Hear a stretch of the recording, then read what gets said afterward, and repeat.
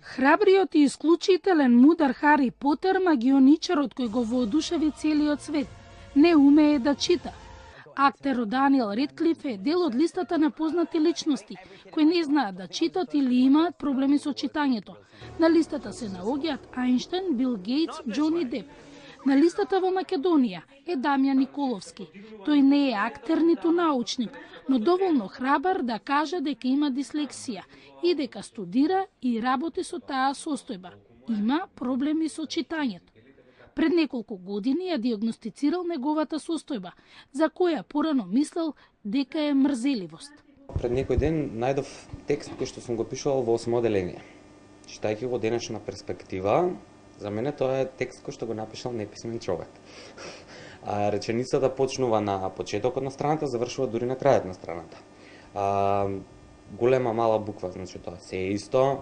Значи грешки во правописот. Или на пример со проблемот со читањето. Јас читам, немам проблем да читам, меѓутоа имам проблем со разбирање на прочитаното. Ако на еден човек за да прочита една страна и да разбере му требаат 5 минути, мене можеби ќе ми требаат 15, затоа што ќе се навратам 4 пати да го препрочитам за да можам да го разберам. Од мака до професија, Славица Николовска, проучувајќи ја состојбата на синот, станала лиценциран тренер за дислексија. Овие луѓе се интелигентни и полесно им е преку слика да учат за светот. Креативни иноватори, навременото откривање може да им се помогне за описменувањето. Овие цртажи во центарот се од луѓе кои не знаат да читаат и немаат училиште по уметност. Сите методи се работат еден на еден, значи со едно дете се работи дислексијата. Овој метод на Рон Дејвис највеќе ме привлече затоа што методот е искуствен. Самиот Рон Дејвис имал тешка форма на дислексија и едноставно знаел како да ја коригира. Затоа се одлучив за тој метод.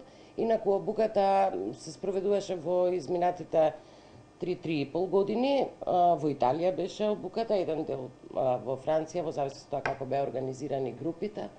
Во Македонија не се знае точната бројка на луѓе со ваква состојба. Таа може да се открие околу 7-та година.